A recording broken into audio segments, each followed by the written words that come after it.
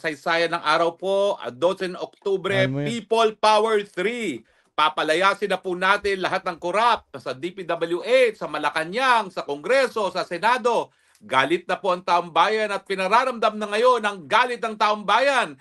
Sa Luneta, sa Tama. EDSA, sa Gate 4 ng Aguinaldo, lahat po ang mga Pilipino, lumabas na po kayo. Pinaglalaban na po natin ang ating kinabukasan. Wala na po mangyayari sa Pilipinas kung patuloy ang sistema ng korupsyon sa pamumuno ni Marcos Jr., ni Tambaluslos at ng mga congressman at senatong na mga walang silbi kung hindi magnakaw na magnakaw. Magalit na po tayo dahil pag tayo hindi pa nagalit, naku po, wala pong pagbabago sa ating lipunan. At talagang kawawang-kawawa na po ang ating mga kabataan. Talagang ganyan po talaga si Harry Roque, mga kababayan. Alam niyo po talaga si Harry Roque, talagang sanay na pong ganyan magsalita na napaka-big person po siya ni Tatay Digong, mga kababayan, nung dating presidente pa po si Tatay Digong. Ngayon po, nakulong po si Mr. Harry Roque dyan na-exile sa The Hague dahil nga po, siyempre, wala na po sila sa administrasyon. Ngayon, suportahan po natin tong sila Harry Roque at sila Tatay Digong na makauwi na dito dahil nga po sila ay totoong nagsisilbi dito sa ating bayan. Sila po ay may malasakit dito sa ating bansa at wala nang iba kundi sila lang po. Sila Inday Sara, Senator Marcoleta, sila Kiko Barzaga, yan po ang mga totoong makatao at makabayan sa bansa. Salamat po, Kiko Barzaga, mabuhay ka. Ang ganda ng rally natin ngayon. Good job today, good job.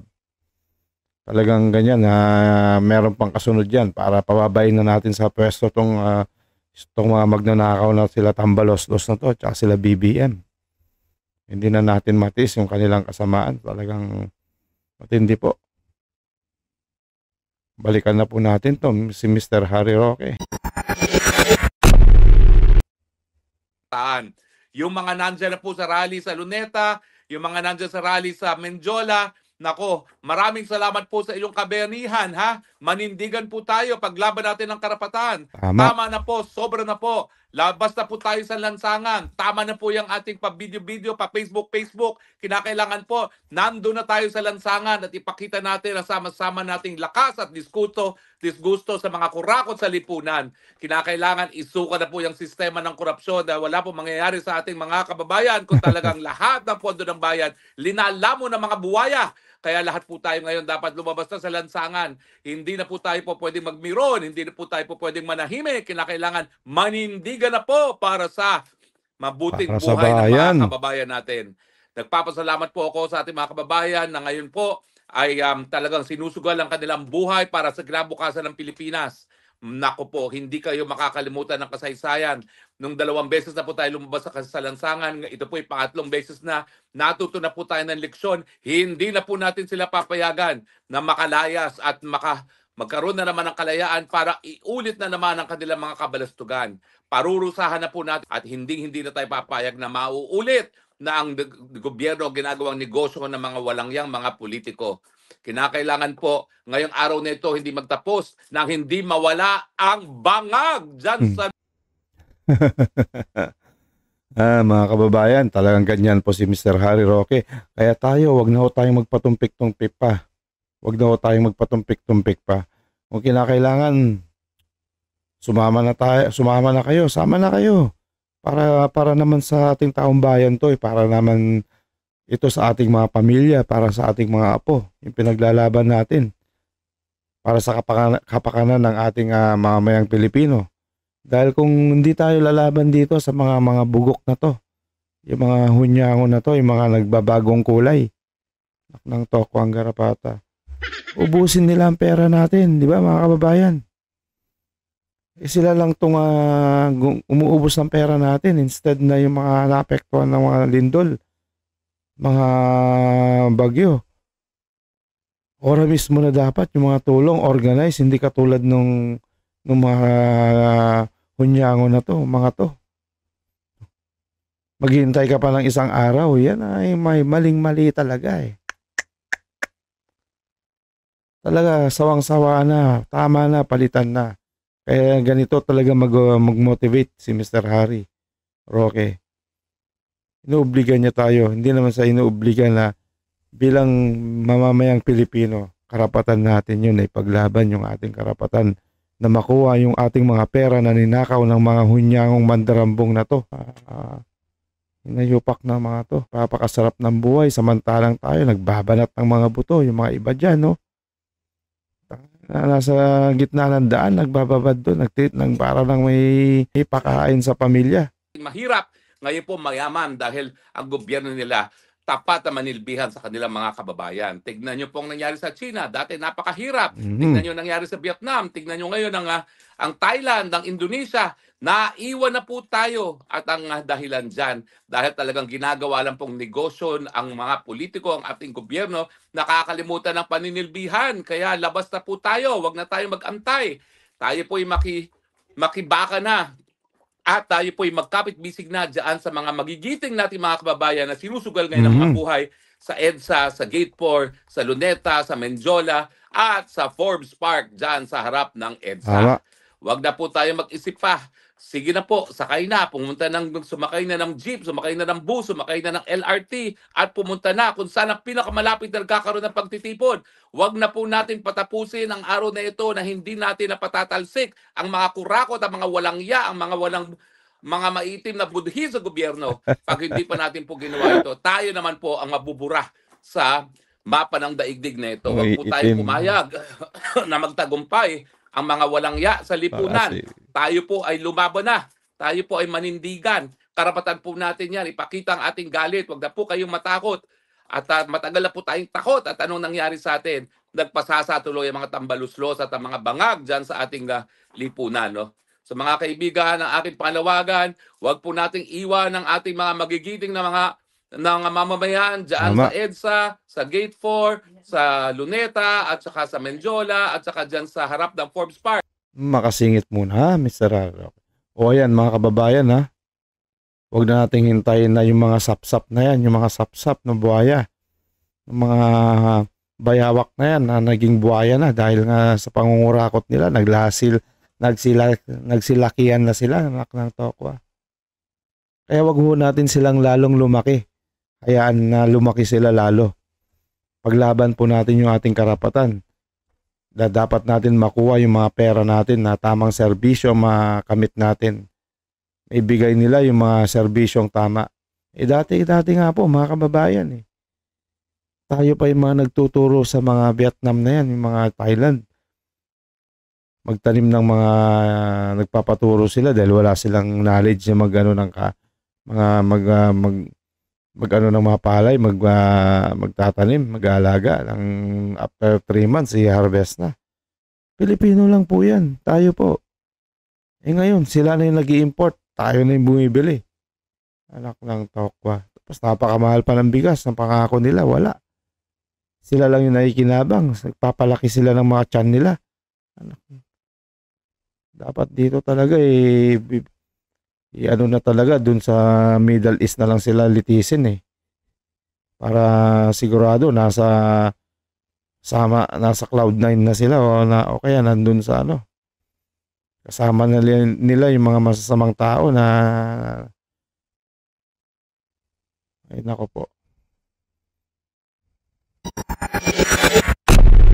Bisig po tayo dahil ito po ay para sa ating kinabukasan. Huwag na po tayo mag-atubili, huwag na kayong matakot, manindigan na kayo dahil kung hindi tayo isusugal ngayon, wala pong mangyayari sa ating lipunan. Sistemang bulok ang magpapatuloy po, kaya tera na po, tayo manindigan na at magsabing tama na, sobra na, hindi na natin kaya. Marcos resign! Marcos resign! Tambaluslos resign! Tambaluslos resign! Zadico ikulong! Ikulong lahat! Ikulong lahat! Yan po ang ating sinigaw, Kiko Pangilinan! Ikulong ang magnanakaw lahat. Ikulong lahat. Nang narinig niya na talagang ikulong lahat. Ikulong lahat. Kinakailangan po talaga siguro burahin ang mga institusyon na naging kuta ng korupsyon. Kinakailangan po siguro magkaroon tayo ng bagong panimula.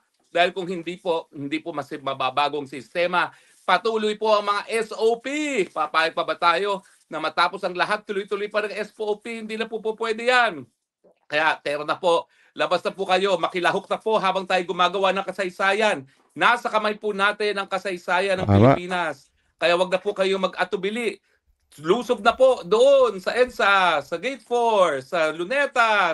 Lusob mga kapatid, tayo ay magsama-sama. Uliin natin yung mga bayawak. Kaya mga kababayan ha, wag ho nating hayaan na suportahan po natin yung mga mamamayang Pilipino na itong mga nasa kilos protesta na to. Isa pong talagang tunay na Pilipino. Saludo po ako sa inyo.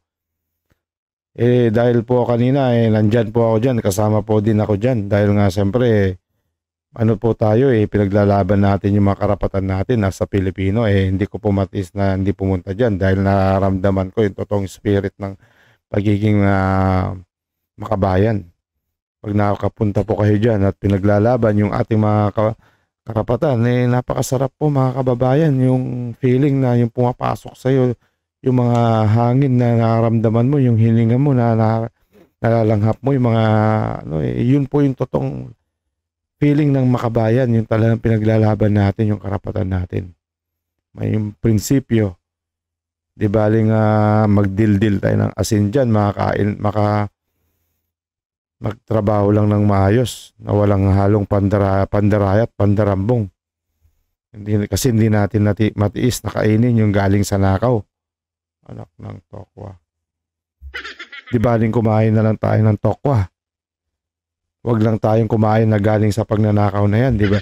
Kung yung galing naman dyan sa pagnanakaw, mga fried chicken na yan, wala ring sense. Dahil hindi naman natin pinaghirapan. Pinaghirapan ng mga taong bayan. Ito mga garapal na itong mga buhayang to wala na silang hiya. Kitang-kita na nga nila yung mga sigaw ng taong bayan na nag-rally dyan, nagkikilos protesta kasi ayaw na nila yung mga pamamalakad ninyo. Mahiya kayo.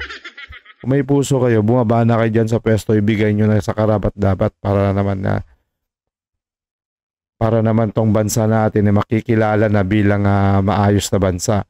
Hindi nakikilala dahil sa mga korupsyon. Kaya mga kababayan, yung mga sinasabi ni Harry Roque, tama po yan. Suportahan po natin yung mga kababayan natin kasi itong mga ginagawa natin, para din ito sa mga apo natin, yung mga susunod na papalit sa atin, yung mga mamumuhay sila yung pag-asa ng bayan, susunod dito, susunod na leader, yung mga estudyante. Kaya po, wag natin silang pahintulutan na gawin nila yung gusto nila, yung mga buhaya na yan, yung mga kawatan na yan. Na sila yung mananaig dito sa bansa natin. Pipigilan po natin sila.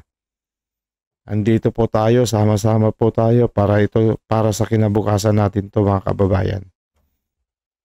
Umutang na naman sa baha ng korupsyon at tayo po ay sawang-sawa na palagi na lang tayong lumalangoy sa tubig baha samantalang nagpapasasa sa marangyang buhay ang mga walangyang magnanakaw sa gobyerno.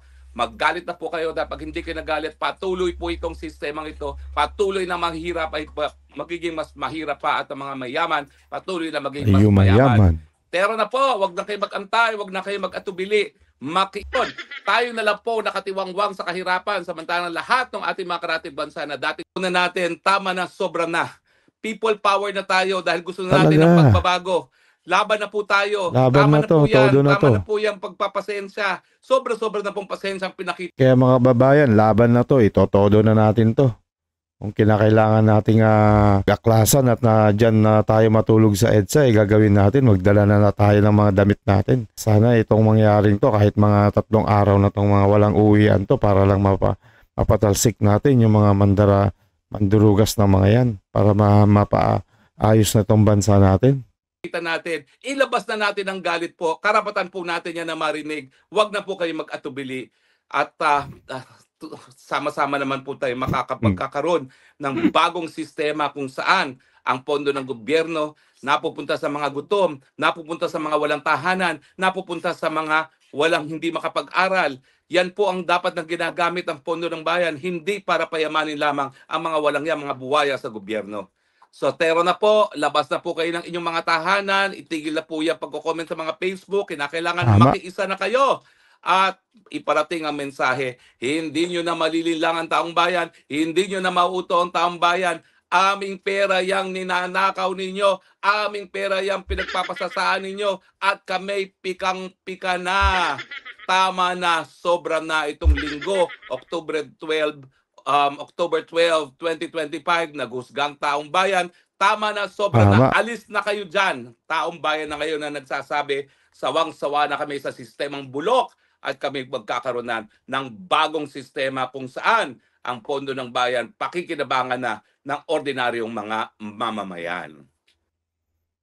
Maraming salamat po sa inyo, Mr. Harry Roque. Isang napakagandang mensahe po na galing sa iyo na tumagos dito sa aming mga puso na aming pong tatandaan at kami po ay lalaban, hindi po kami magpapatalo dahil po ito ay para sa kinabukasan ng aming mga apo, aming mga pamilya na mga maliliit pa, na para paglaki nila makikita nila yung kahinatnan na ipagmalaki nila itong bansang Pilipinas na napakagandang bansa na punong-puno ng maayos na pagpapatalaga sa gobyerno. Magandang sistema ng mga pagpapaaral, mabibigyan nila ng mga magandang benefits yung mga sa ospital, lahat po maayos. Dahil po ito hindi tayo nagsisi na ginawa natin to. Kaya maraming salamat po mga kababayan. Huwag niyong kalimutan i-share, like at subscribe ang ating mga videos para napapanood ito ng ating mga kababayan dito at sa iba't ibang bansa mga kababayan. Maraming salamat po. God bless.